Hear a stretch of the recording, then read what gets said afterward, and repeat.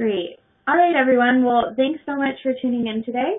The topic of today's training is really going to be talking about how to tell a compelling story, and we're joined by Robin Eschler from Aid Afghanistan for Education, and we're so excited to have her here as our guest host today. And Robin's organization did fantastic in the September Open Challenge. They were actually the #2 organization on our September leaderboard for the challenge, and they were able to raise over $32,000 from, I believe, 47 unique donors, which is amazing, and we're really excited to have her here to share her insight with all of you on how to tell a compelling story. So, Robin, I'll just hand it over to you. Well, thank you very much, Marie. I want to really hand a thank you directly to you and everybody at Global Giving, because throughout the campaign, everybody was so helpful. And since the closing of the campaign, I just absolutely love Global Giving. So, for what it's worth, nobody paid me to say that. It's true. That nobody paid. Just to clarify. Great, thanks. The rest of it's true too. Okay, we're going to jump in right now and just move to the first slide. The very first step of any kind of important messaging is getting clarity on who your ideal profile, your ideal donor, whether you're in for-profit, it would be customer. But for now, we're gonna narrow our conversation really to nonprofit, of course. So you want to really understand the people who contribute to your cause. You want to talk to your existing donors and find out more about them. If you don't have any existing donors, if you're really a brand new organization, you want to think about, okay, have you had volunteers? Have you had anybody involved with your organization? How did they hear about you? What do they know about you? What do they think about you? And what caught their interest? What really made them take action to get in touch with you? So you want to either have to use your imagination or talk to people. Believe it or not, even with the internet, it's important to talk to people. Okay, the next thing is to really understand the psychology of people who give, and specifically on crowdfunding platforms. People overall, and especially philanthropic people, are very motivated to establish a legacy. They want to show themselves, as much as anybody else, that their life really mattered, that there was meaning in it. And so they want to be part of something that's bigger than themselves. And even more important to that, they want to be part of something that's successful. So it's really important to communicate where you've come from, where you are right now, and where you're going, and how you're going to do that, so that you generate that sense of assurance with anybody that's going to land on your page, that you already have success and that you know how to implement even greater success. Okay, the other thing is and it's very prevalent. It's not just in in for-profit. It's also in non-profit. Competition is really a fallacy. There really isn't competition. Donors are like investors. They don't give to just one organization any more than an investor puts all of their money into one company. They diversify. They pick a cause or a mission or a geographic area, something that calls to them in general, and typically they give to more than one organization. So it really behooves you to understand who else is in your particular area that is either already doing some of the work that you're doing, or that can complement the work that you're doing, so that you can actually collaborate with them. Because through collaboration, you're also expanding your audience. So again, think of donors as being people who are simply interested in a general cause, and they have a whole portfolio of organizations that they prefer and that they donate to. So you want to treat them like an investor, and you want to give them regular reports, regular information, and that even includes during the campaign itself, sending them updates on what's going on, giving them information about the campaign or changes. Any kind of assurances of a success that are measurable are really, really appreciated. The next thing is you want to use compassion, but I'm not talking about their compassion for you. I'm talking about your compassion for them. Can you really step into your donor's shoes? Can you imagine what a day is like for them? What is their dream? What do they want to accomplish? What's important to them? When they wake up in the morning, what do? Do they brush their teeth? Do they eat? Do they not have any food? Where do they live? Do they live in a big city, a small town, a rural area? Do they go to work? Do they work at home? Try and imagine, if you can't talk to your existing donors and find out, but to build a picture of what they do from morning till night. What kind of obstacles get into their way during the day? What emotions do they feel?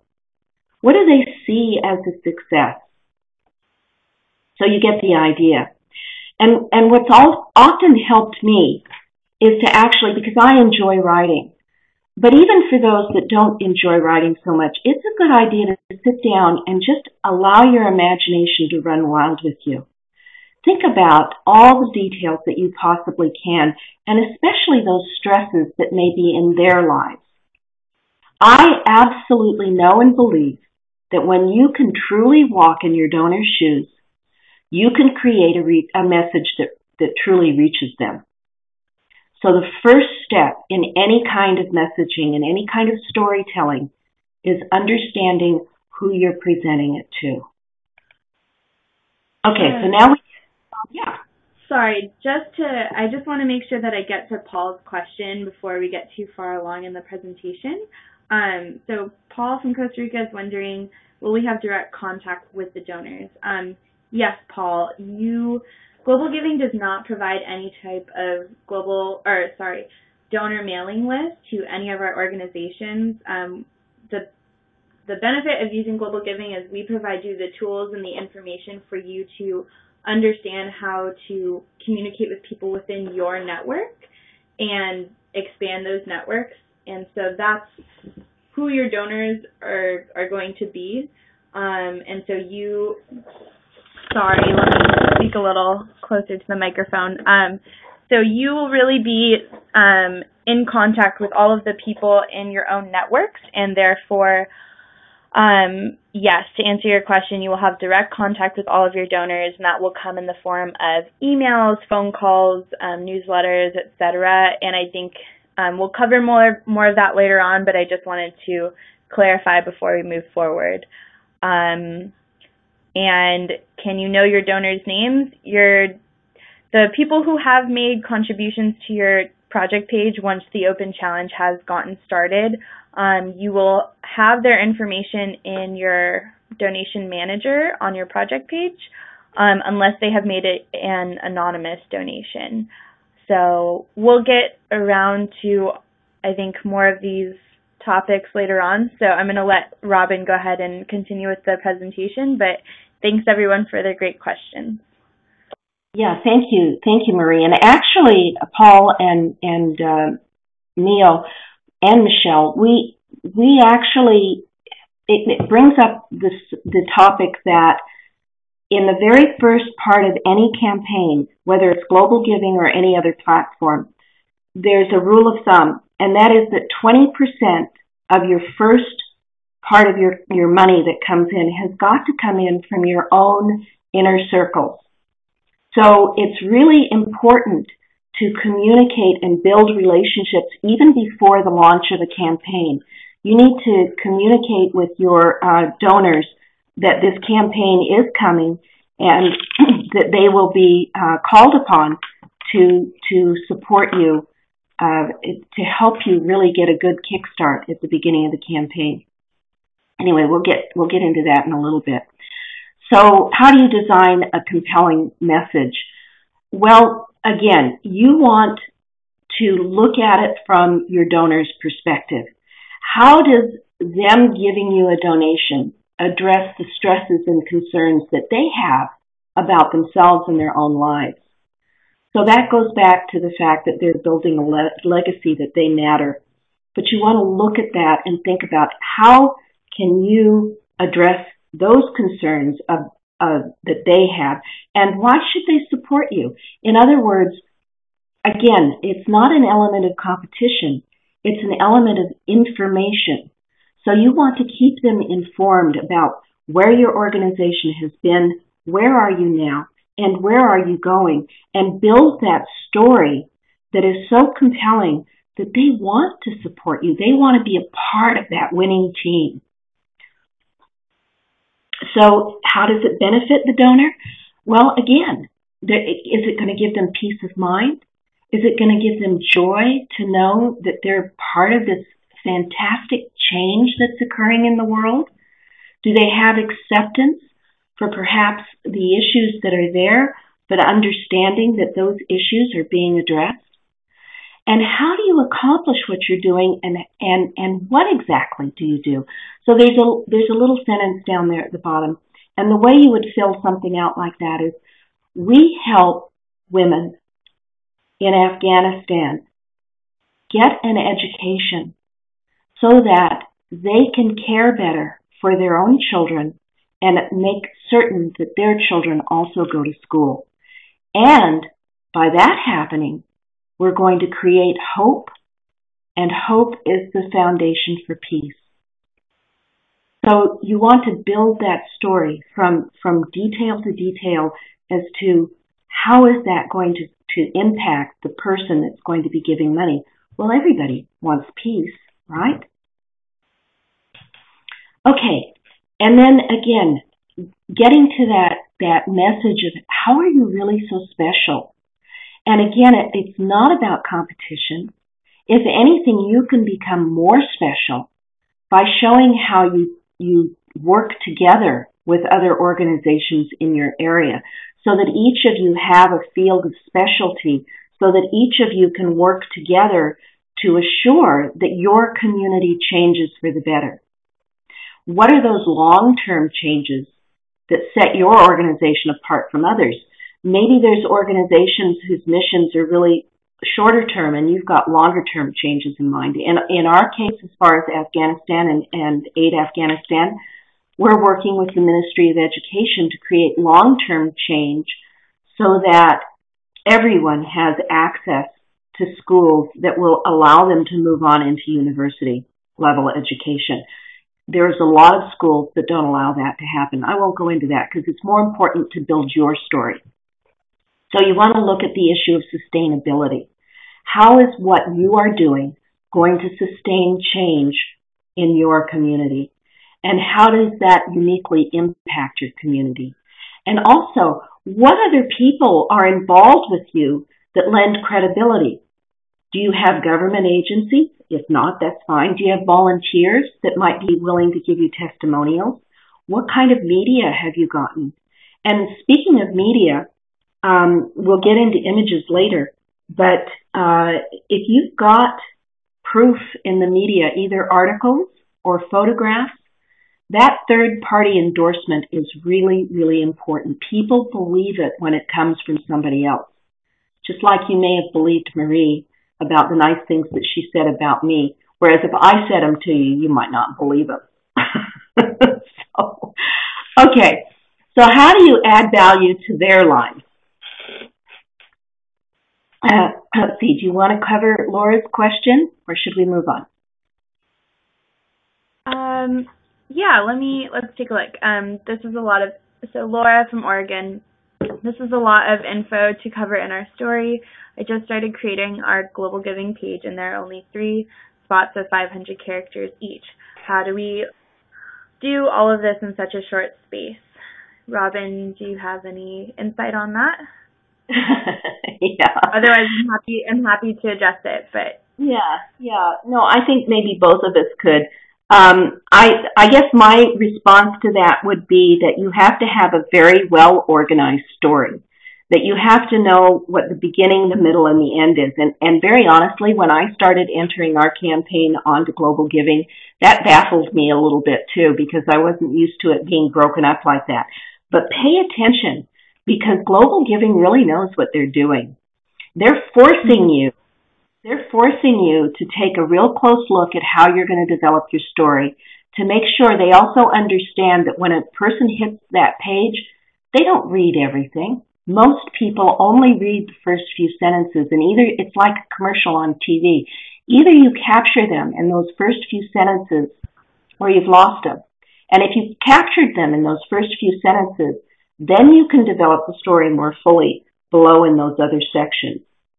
So, Marie, what would you? That's great. I'm going to sort of piggyback off that. We find that the average donor only spends about 30 seconds looking at a project page before making the decision as to whether or not they want to give to your project. And so for that reason, and for everything that Robin was sort of describing earlier, we have structured it in a way that you have the set sections that really break it down to the most basic information that that a potential donor needs to know. And that is, what is the problem at hand? How is your project going to solve it? And what is the potential long-term impact? And there is, of course, the summary section at the very beginning that can give sort of an overview. And the idea behind only having 500 characters to write on that is that you are making sure that you are being concise, being clear about what it is that your project is doing and what the problem is at hand. So that way a donor is able to immediately get a clear sense of why they should be donating to your project and what it's going to help do for the world. There's always a tendency, I think, to want to give everyone the full story, and I think that when you're communicating with your donors through email, through phone calls, through newsletters, or any other type of method of communication, that's where you can really go in to elaborating on telling an individual story and highlighting how you affected change, or any other type of method. But the project page itself is sort of a one-stop point of reference for your donor to go to and get all of the information they need about your project, that it's short and concise, and then they can make their decision as to whether or not they want to donate. So that's sort of the logic behind the character limits, and hopefully that answers your question. Yeah, and to add, it's a beautiful place for this question to come up, because the real thing about that opening few sentences is that you have to immediately add value, and you have to immediately elicit and bring out emotion, because those are the things that stop people. When they see that you have something of value that's going to add to their own lives, and when they feel it, they're going to stop and they're going to read more. So emotion really is a key component of good messaging. You have to inspire and bring them out, but you don't necessarily want it to be sympathy. You want that message to stay positive.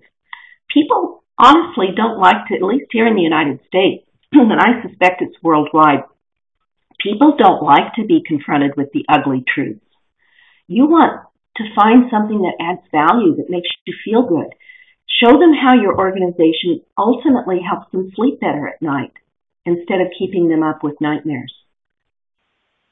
So you want to increase their joy. Go ahead. And I want to make sure that we get to Katie's question really quick. Is it more compelling to create a story about the organization or about a specific project of the organization, especially the one that you're using in the open challenge? I think that in this situation, certainly with your project page, you need to be making sure that everything that you're writing about is specific to your project. The more specific and focused it is, the more clear it is for your potential donors when they're reading your project page. And your organization may be multifaceted. You may be doing a lot of different things and have multiple projects, but making sure that all of the language and the communications that are helping to build that trust with donors, so that way when the open challenge comes around they want to support you, should be focused on your specific project. And I'm not sure, Sonia, do you have anything to add? Yeah, so I think that would be my answer to your question, Katie. All right, Robin, you go ahead. Didn't mean to cut you off there. Sorry about that. No problem with that at all. I think it's good to answer the questions as they come up. Okay, so we've talked about inspiring and bringing forth emotion, and then addressing their concerns and how they matter to you. And then the other thing that I really love about global giving is that it's so important to give them regular reports about how they've made a wise investment. And that's not always just left to the end after the campaign. I think it's really important in your communications with them during the campaign to let them know that, this project is making progress. And this is how we're making progress. And with your donation, this is how much more progress we can make. Okay. Also, along with creating that central story that we've been talking about, you've got the levels of contributions to design. So it's really important to make those levels of contributions very precise, and so they make sense. So you want to create a story with your levels. You want to start small and build up. So a $10 gift may be enough to buy a uniform, but is it just a uniform? No. That uniform is a symbol of pride and honor for the student that wears it. They don't have to wear the rags to school that they've been wearing during the day, that they can take pride that they're one of those few people who really get the chance to go to school. And it is a source of pride. So when you ask for that $10 contribution, you want to start building the story that leads the person to the next level. Okay, if this uniform makes such a big difference in their life, what is $25 going to do? And if $25 makes so much more difference, can I reach a little bit further and add that $15 to my contribution?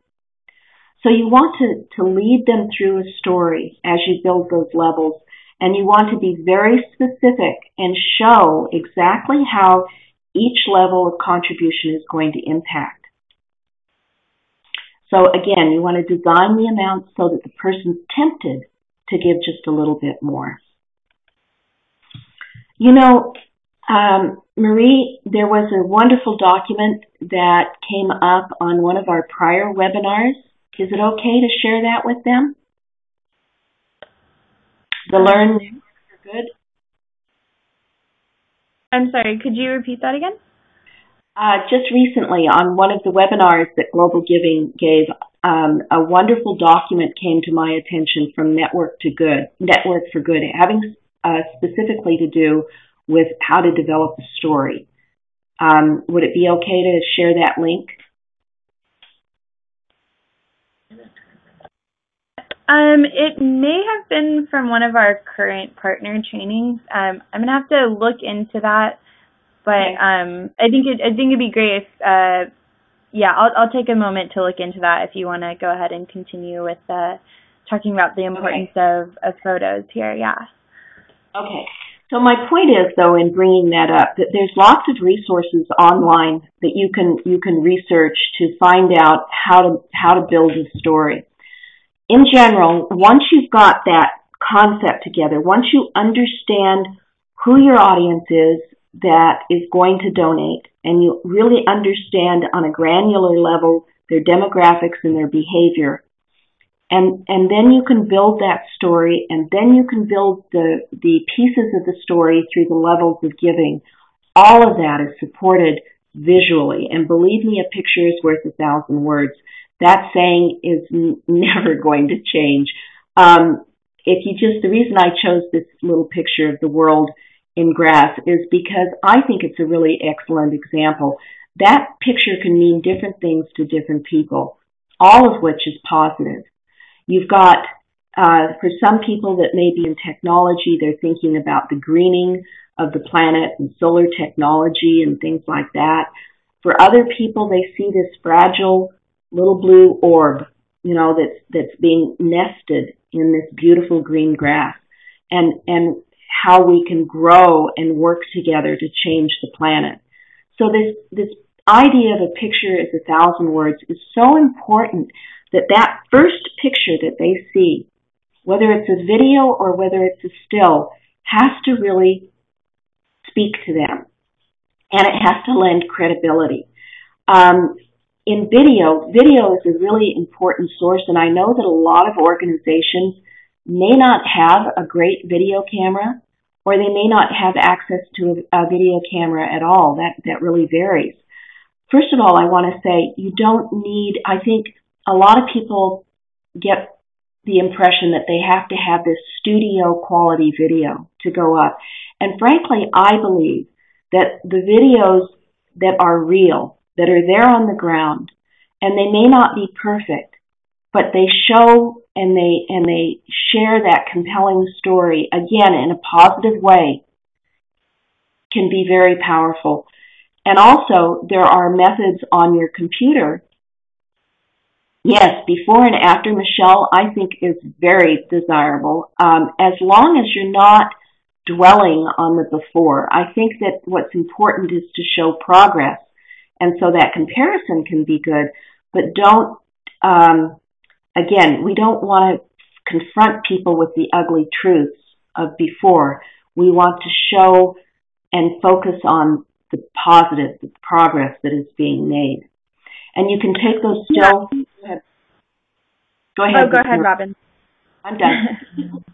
I just wanted to tag on to that.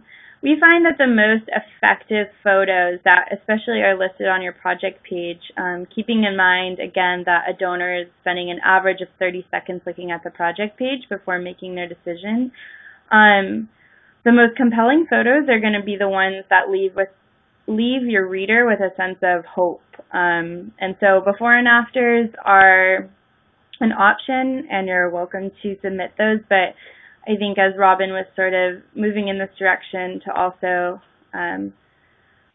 say this, but consider carefully what you choose to put on your project page. High resolution photos that depict happy, smiling faces of the people that you've been able to help, or the animals, or if you are an environmental project, maybe some of the areas that you've been able to restore, and certainly there's a wide variety of different projects, but making sure that you are selecting photos that are leaving your readers with a sense of empowerment and a sense of hope is going to be your best bet. And so being careful in your consideration if you do choose to do a before and after photo would be my only input on that.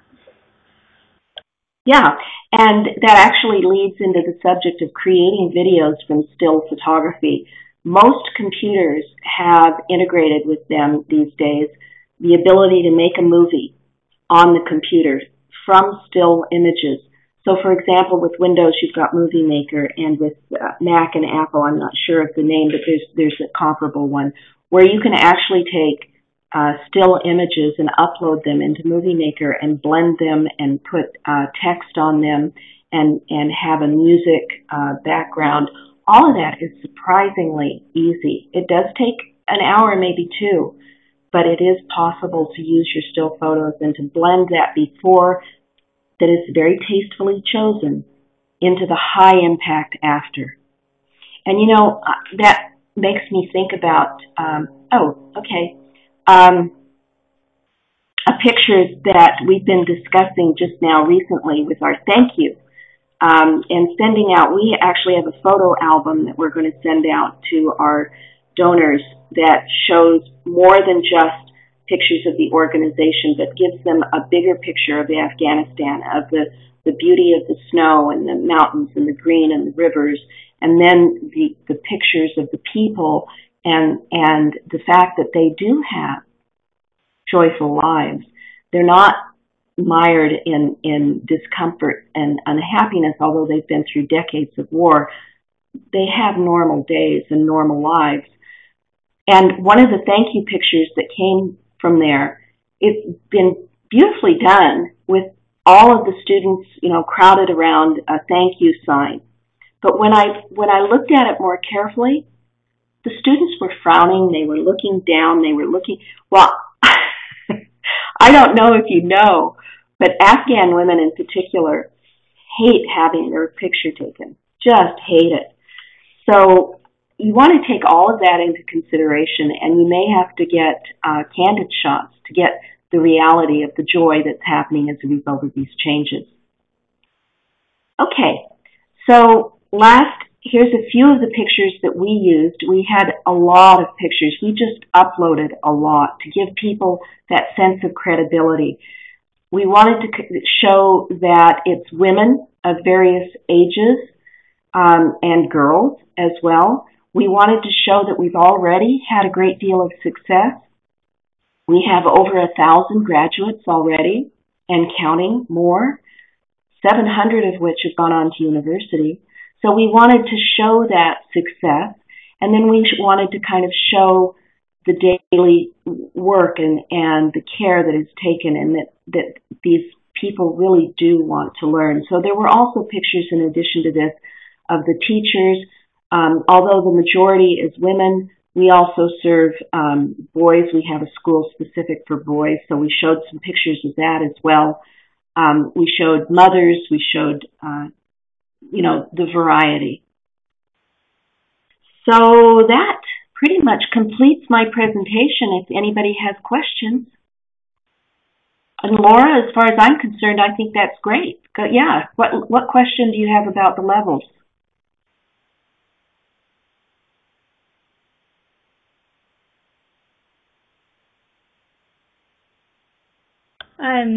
Okay.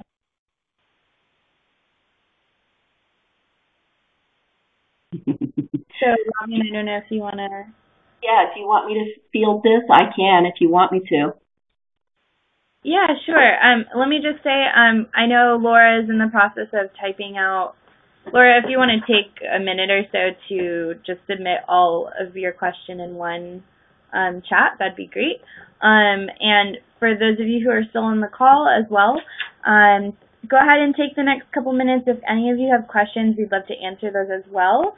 So we have, a good chunk of time here to get to all of those questions. So feel free to use the chat box at this point in time to ask us to clarify on anything that we can for you. So I'll let Robin sort of get to Laura's question here in a second when we finish hearing everything. Laura, I'm going to assume that you're pretty well done. Oh, $25. Okay, here we go.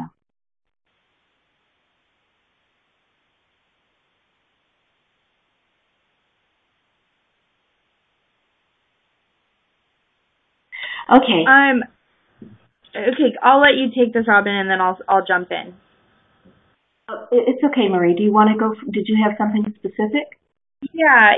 I was just going to say to Laura, so when you're talking about when you're deciding on the different donation options for your project page, this all sort of goes back to this idea that in crafting your project page and not only your description of the project and the problem at hand, but your donation options are one of the most important aspects of the project page because, as Robin mentioned before, it really contextualizes, okay, my $25 donation is going to do this for this person, or whatever the description may be.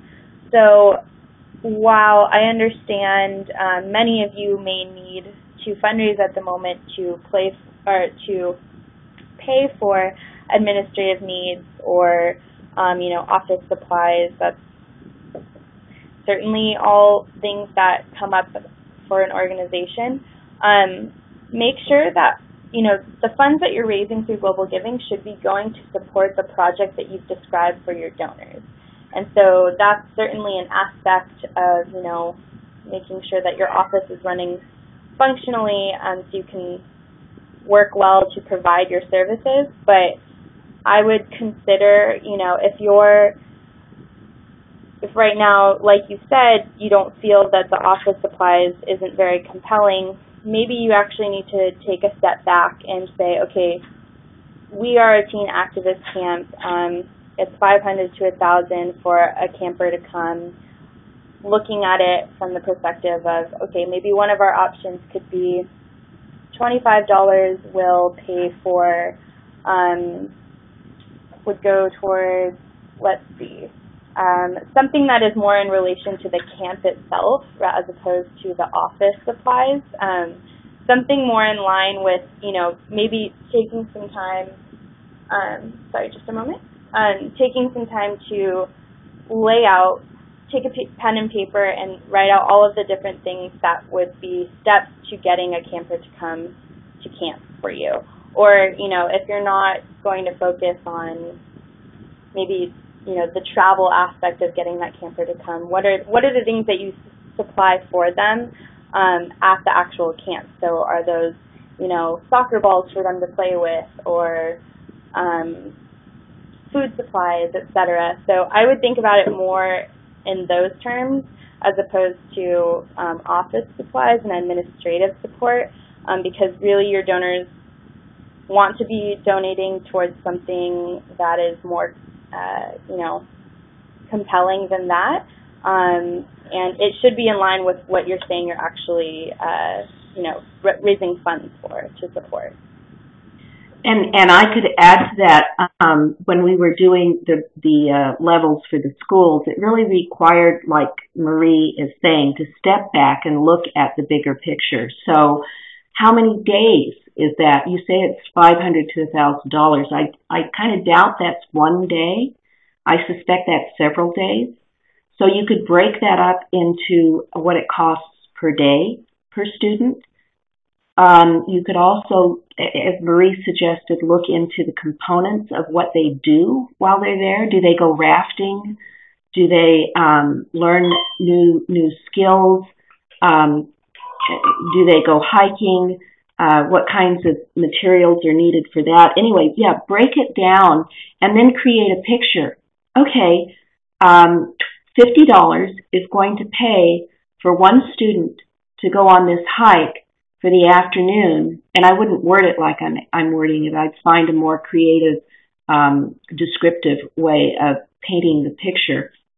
But they're going to go on this hike, and they're going to learn about nature. They're going to get more in touch with, how to connect with the earth. I don't know if they're inner city kids or if they're just anybody that can afford to come. You might talk about scholarships. If it's $500 to $1,000 to pay for a camper to come, obviously this money is going towards bringing them as a scholarship into the camp.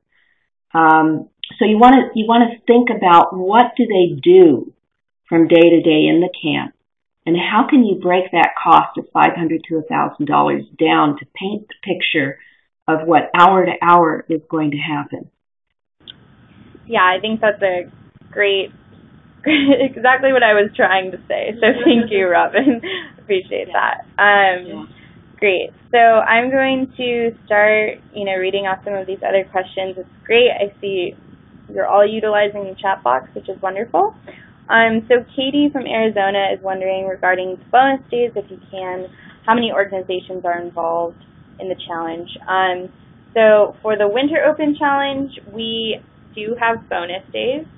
We will have 3 bonus days for the Winter Open Challenge, and what occurs on this day is we have $5,000 in matching funds, and that will be available to all of the organizations that are participating in the Winter Open Challenge until the funds run out.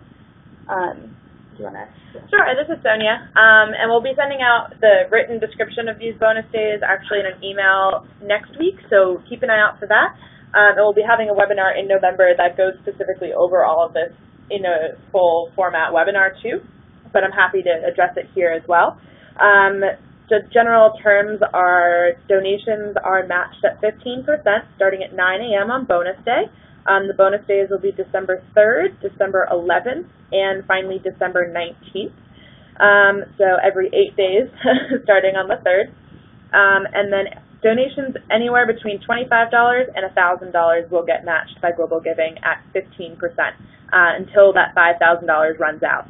So that will be pretty much how the matching days work, but we'll have some more terms and conditions that we'll be sending out along with some emails, and we'll also have different places where you can find that on the website.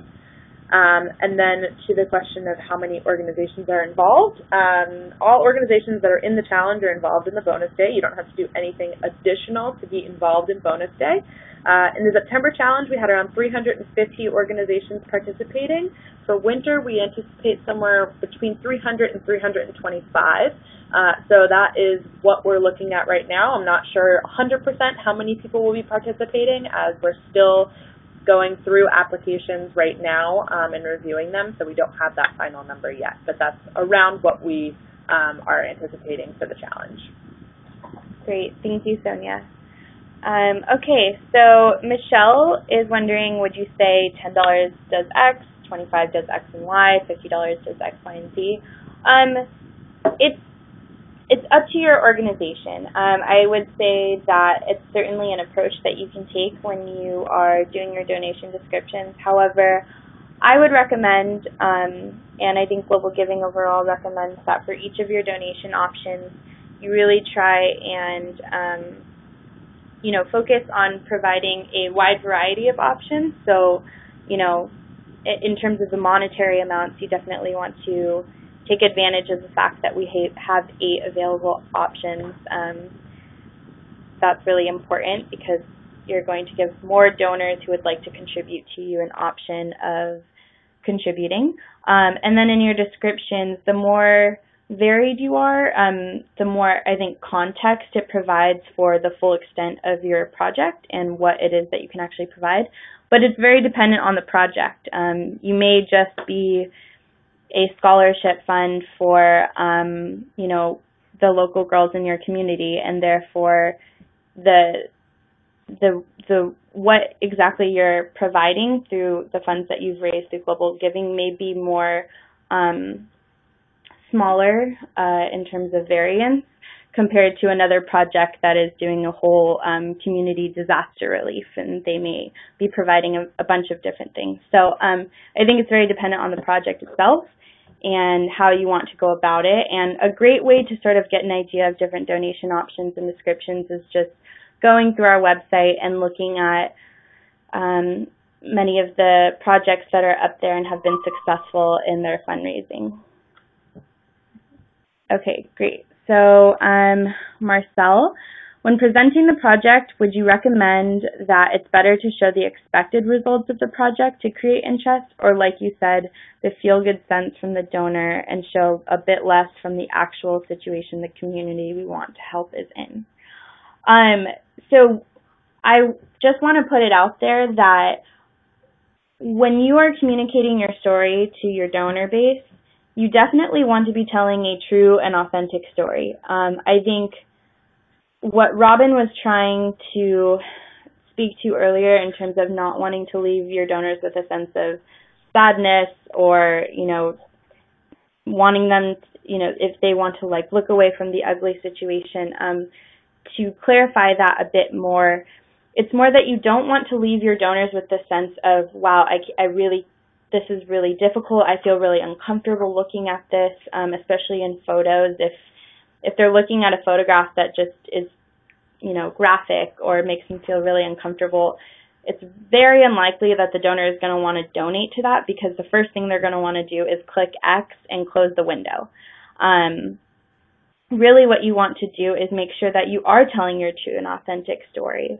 And so you don't want to over-exaggerate, and you don't want to necessarily paint a picture that is not realistic, or, you know, just in the hopes of making it something that your donors will feel good about.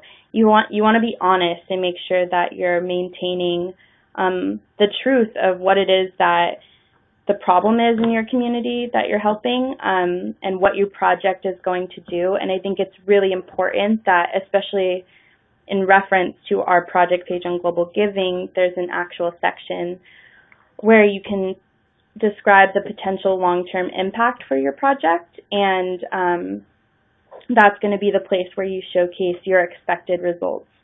And as far as your other communications go, emails, newsletters, phone calls, etc., I think that it's great that you include information about your projected results of the project. It shows people that you're looking forward. This is what you anticipate. This is what you're planning for.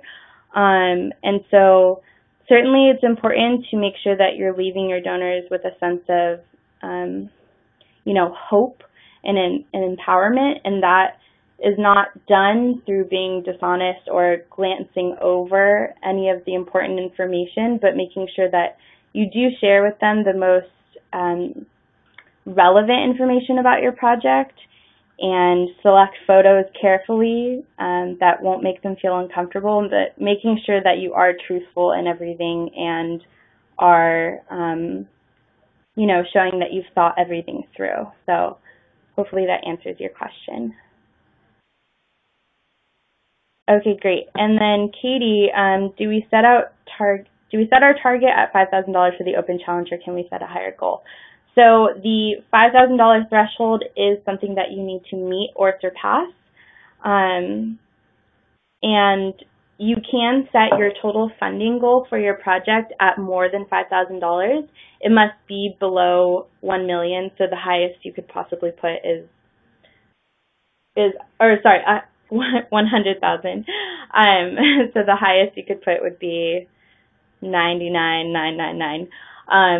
But I think $5,000 is a great target goal in terms of your initial goal for the project, but certainly for your total funding goal, many of you are looking at projects that need to raise $20,000. And so once you've gone through the open challenge and secured at least $5,000, then you will be able to continue raising funds, because you'll be a permanent partner after the challenge ends, and that total funding goal will be available for you to continue raising funds for. May I jump in and say something here as well? Yeah, absolutely. And I'd be interested in your thoughts on this as well, Marie and Sonia.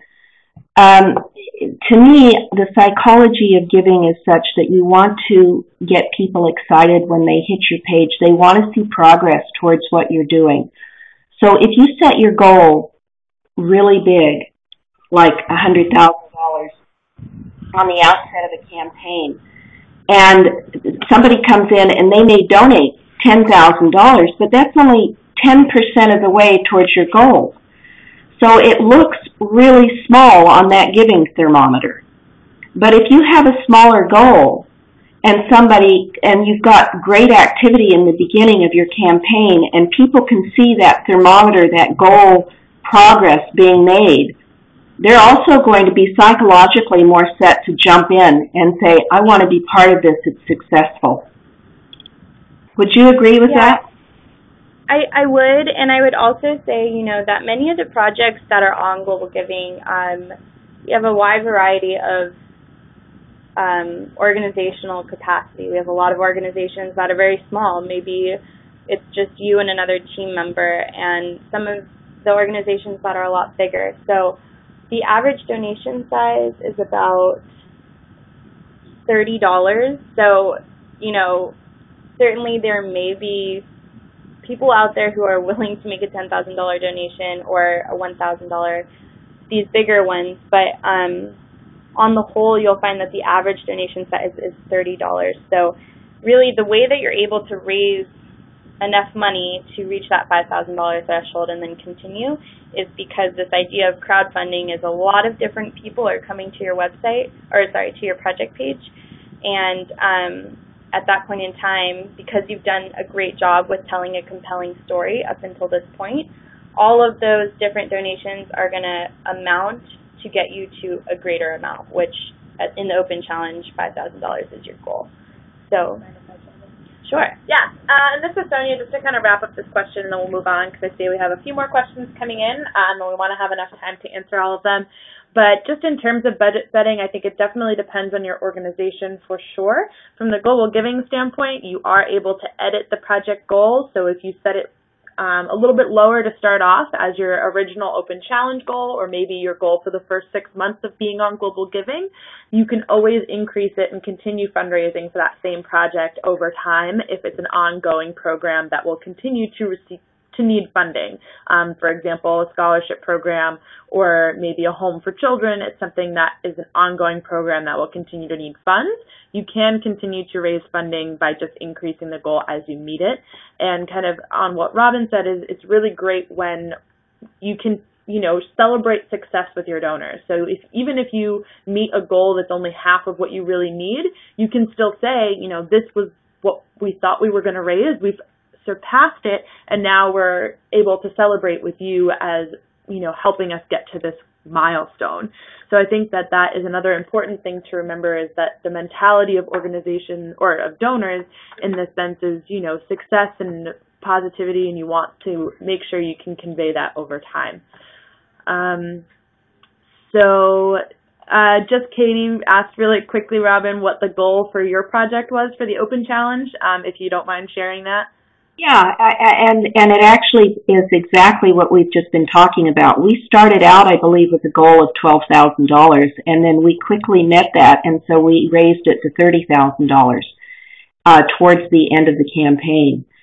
So, and now it's set at the $900,000 level because we're building. So it shows that we made quick progress. We extended that goal, and then we have even extended it more. Great. And I think Katie just asked a clarifying question about this before we, and Michelle, hopefully that answers your question as well. If you can set a new goal after the challenge is over. If you start at 5,000, yes, you can. I see that you also commented on that. And then Katie, the project, no, it does not automatically shut off when you reach your goal. It still can receive funding. We do monitor this and will reach out to you and ask you to either increase the goal or we will mark it as funded. We prefer not to have projects on our site that are overfunded because it does not really look great for just a donor experience to see that projects have reached their full funding and are still receiving donations. But it is not an automatic process. It's something we do manually, and that's so that the organizations we work with have the opportunity to change that goal as you go through, and that way you can continue raising funds for a project. Even if maybe overnight you get a donation that puts you over the edge, we don't automatically shut it off. You can still have time to increase that goal, and we'll work with you one-on-one to do that. Can I jump in here? I think we skipped a question up above from Anna in Costa Rica. Mm-hmm. So Anna's saying, would you say that it's okay to describe the ugly parts of the story in your narrative, but keep the photos and videos more on the uplifting side? I think that can be a strategic way of doing it, to visually make sure that you focus on the positive. And then present the authentic truth in your story, but don't dwell on it. You want to move quickly into the progress that's being made. Would you agree? I would say, it's really important that you are acknowledging what the issue is at hand, because all of you have projects that are working to alleviate an issue or a problem or a challenge that you're faced with. And so it's necessary to be able to identify that and recognize it and do so in a clear and concise way. But then what you really want to focus on, as Robin has already mentioned, is then saying, okay, this is the problem at hand, but we are offering a solution through our project in this way. And then, providing all of the information and the context for what it is your project's going to do, how you're going to do it, and making sure that you're clear on articulating that for your donors. So yeah, and I would just say that so we can kind of move on from, I think, this particular topic, that a really good example of that, of how to frame the story and yet leave the donor feeling with a very hopeful message, is actually if you watch the Girl Effect video that we have on our homepage. It's a video, so it's not quite comparable to creating a project page, but it definitely shows you a good balance between having the story setting the context for what you're doing, as well as what the message of hope is at the end, so that by the end of that 3-minute video, you're really feeling uplifted, you're feeling empowered. You want the donor to feel empowered for what they can do in the world. So if your message ends with that feeling of empowerment, then I think it's fine to set the stage for what you're doing, but I do think that it's important to strike that balance. And then one thing, as you're doing messaging and as you're kind of thinking through all of this, and if you're not sure or if you want Global Giving's advice, we're happy to provide it. But another thing that we suggest is to look to the people who you're going to be sending this to, potential donors. Ask them for their feedback. So don't be afraid to say to somebody, hey, we're looking to send this out for a communication. Could I get your feedback on if this works for you or not? And that's something that I think is underutilized, is to ask donors for their feedback, even just on your marketing and on different things that you're doing. So that might be an avenue if you're still concerned at the end of the day, I don't know if this addresses the situation the way I want it to. Ask some people that you're close with. I'm sure for me, I would probably go ahead and ask my mom. I would send her an email and be like, hey, could you look this over? Doesn't have to be your mom, but maybe somebody else that you feel comfortable enough with, who you know will give you a straight answer, and it'd be like, what do you think about this? Does this get to the point? Do you feel as though you understand what's going on and feel the, not the compulsion, I guess, but feel the need to support the project after having heard this story? So that might be another avenue if you're still thinking through that stuff. Definitely.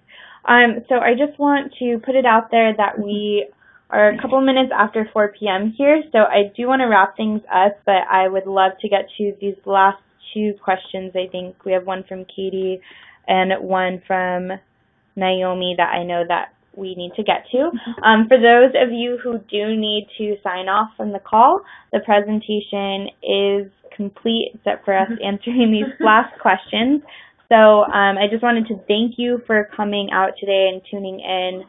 It's been great to have you all here, and you've been a very interactive group, which is fantastic. That's what we love.